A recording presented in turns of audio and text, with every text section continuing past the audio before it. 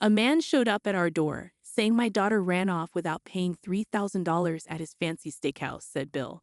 He claimed to be the head chef, but I couldn't believe it. I'm Layla, 30 years old, living with my husband Daniel and our daughter Emma. There was no way Emma could do such a thing. I stood firm against their fierce expressions, defending my daughter's innocence. I was tricked by an ex-boyfriend who took $3,000 from me and then disappeared when I found out I was pregnant with his baby. I tried to contact him, but he was gone. I was left alone, divorced and almost broke. But I didn't give up. I had Emma and was ready to face whatever came next. Then the news came that my ex was arrested. The man who told me was Daniel, now my husband. He stood by me through everything, even though I was tired and worn out. Despite our age gap, I was drawn to Daniel's strength and reliability. I worried he wouldn't accept me because I was divorced, but he did. Now we're happily together, with a good relationship with Daniel's parents. One day, I got a call from Daniel's parents. My mother-in-law's voice, full of warmth, asked if we could visit. They wanted to see their granddaughter, whom they adore despite not being related by blood. I happily agreed and promised to let Daniel know. After exchanging pleasantries, my mother-in-law ended the call. It takes about 5 hours to reach their countryside home from the city where we live.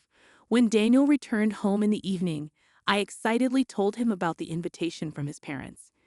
"Well, I haven't taken any vacation this month yet," he replied. "Let's take some time off and go see them.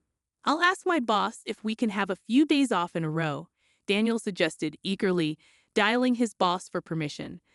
Thankfully, his boss agreed, and we began looking forward to reuniting with his parents after a long while.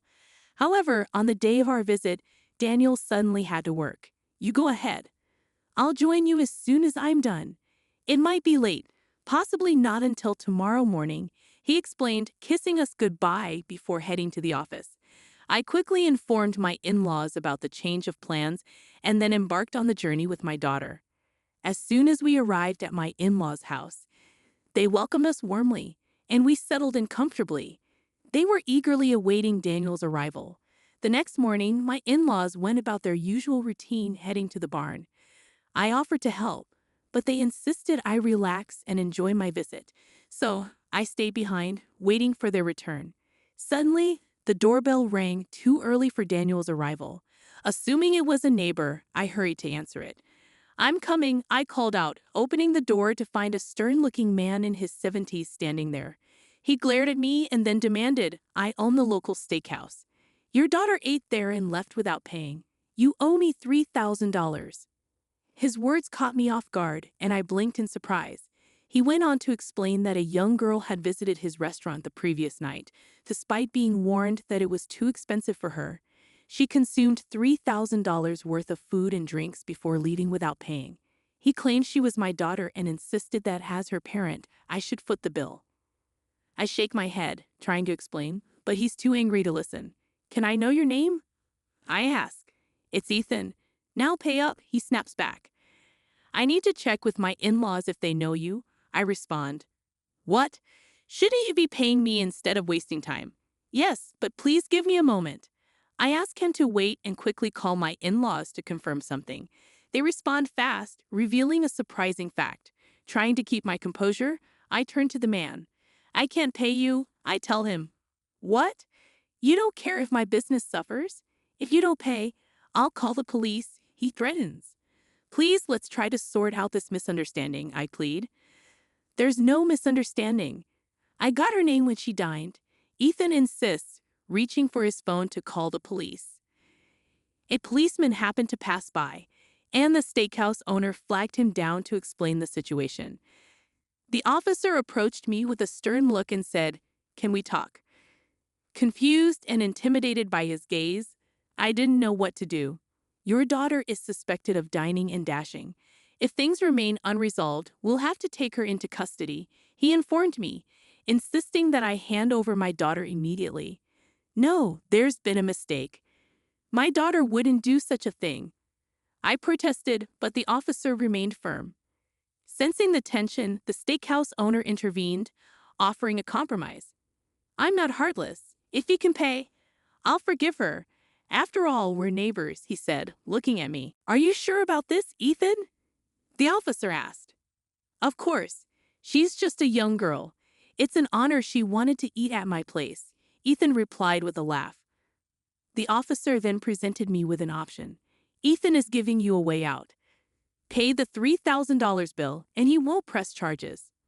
Despite the pressure, I stood firm in my decision. As I tried to explain, the steakhouse owner's face turned red with anger and he shouted, "You're rejecting my kindness. Is this how you've taught your daughter to behave? Don't play games with me. Please calm down. Why are you refusing to pay? If you don't, your daughter will face serious consequences." The police officer interjected, looking puzzled. I can't agree to this without considering all the facts, I responded, but the steakhouse owner interrupted with a laugh, saying, My apologies.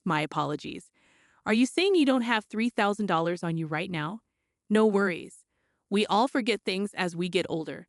We do accept credit cards at our establishment. If you trust me with your card, I can process the payment now and return it to you later. How does that sound? With that, he gestured for me to fetch my wallet. I declined to hand over my credit card, expressing concern about the risk and instead offered to accompany him to settle the payment. However, the steakhouse owner responded with threats, raising his fist and shouting, Don't you trust me? I'm in the credit business. Be careful what you say, or you'll regret it.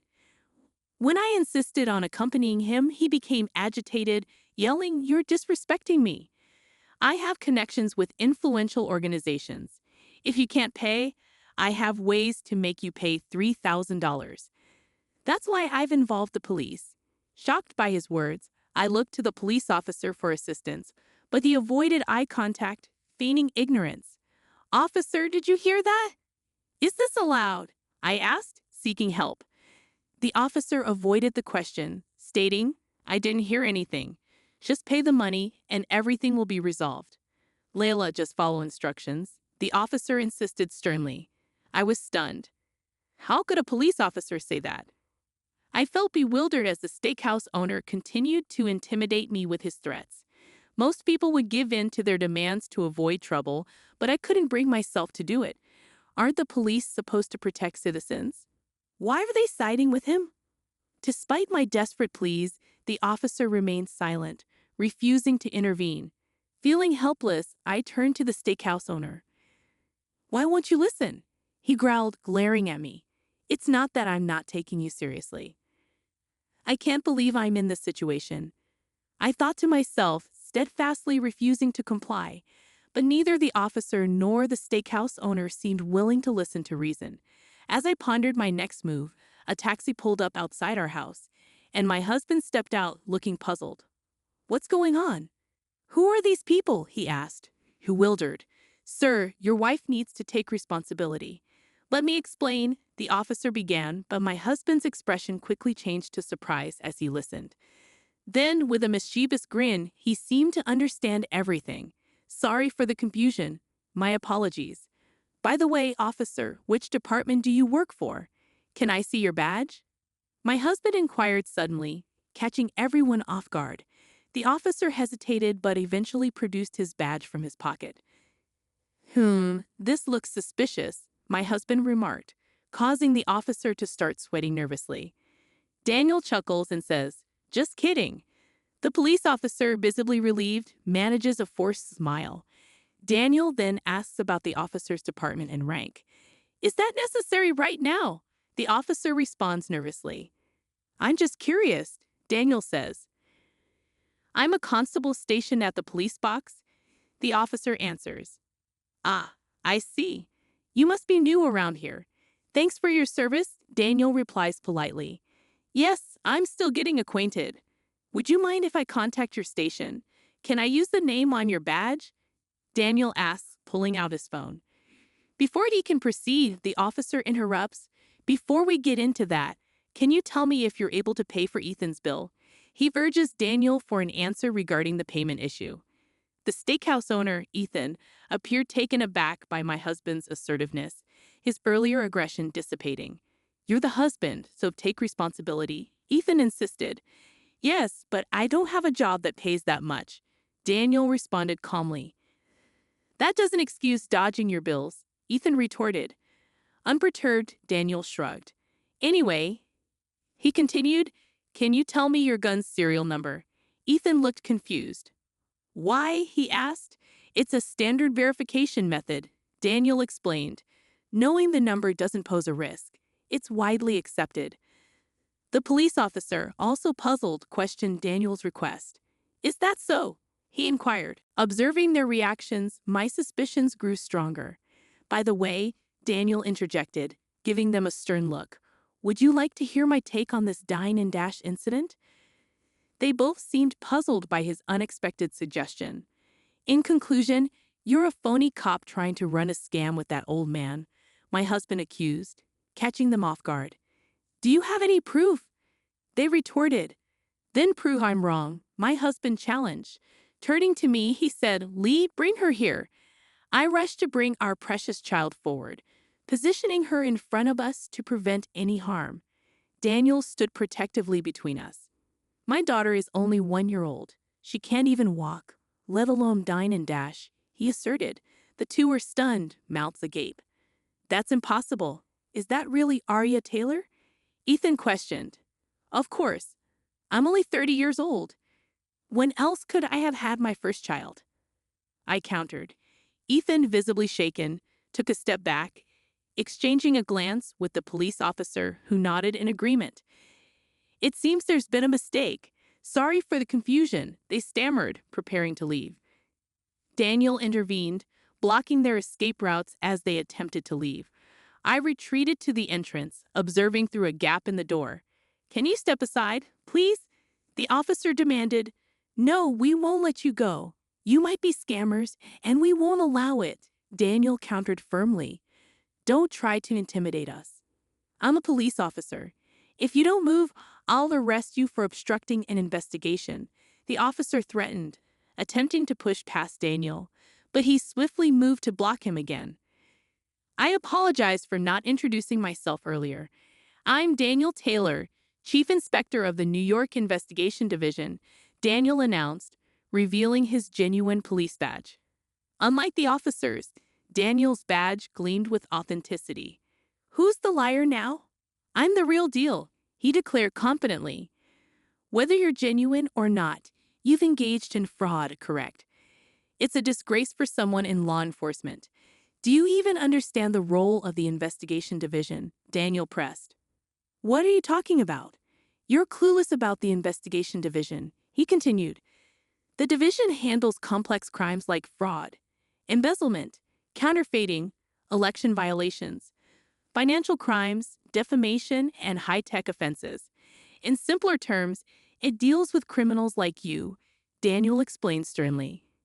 With that, he swiftly produced handcuffs and began to arrest them. Unable to resist Daniel's professional approach, the two were quickly subdued. Daniel wasted no time in contacting the authorities. I've apprehended fraudsters on the scene. This is beyond my jurisdiction. Please dispatch officers from the appropriate area immediately, he instructed over the phone. As they heard Daniel's call, the scammers' faces drained of color. Please forgive us. We were desperate for money. It's our first offense.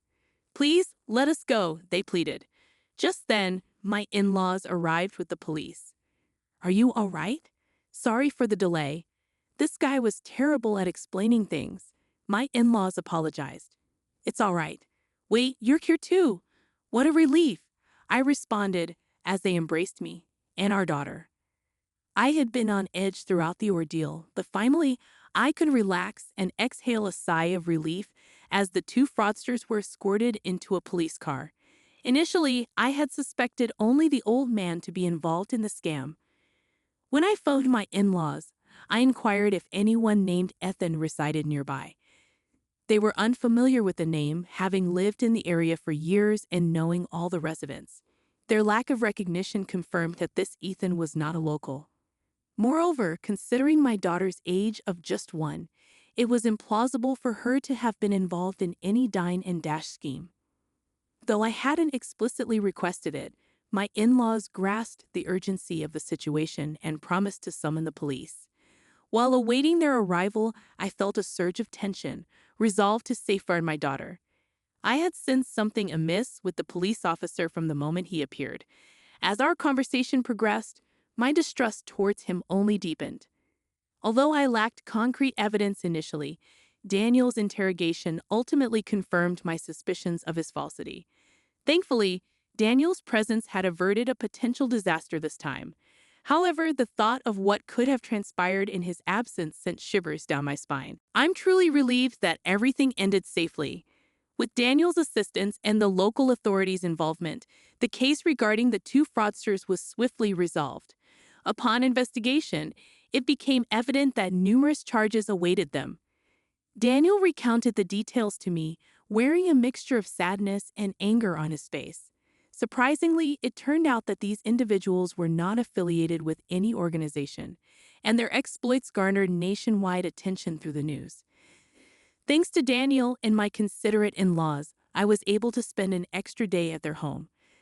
The news of Daniel's heroic actions spread rapidly, prompting our neighbors to bring over an array of delicacies, turning our gathering into an impromptu celebration. Even our daughter seemed to revel in the joyous atmosphere, remaining cheerful throughout the evening. That night, as I gazed at my daughter's contented face, I couldn't help but bask in the warmth of our happiness.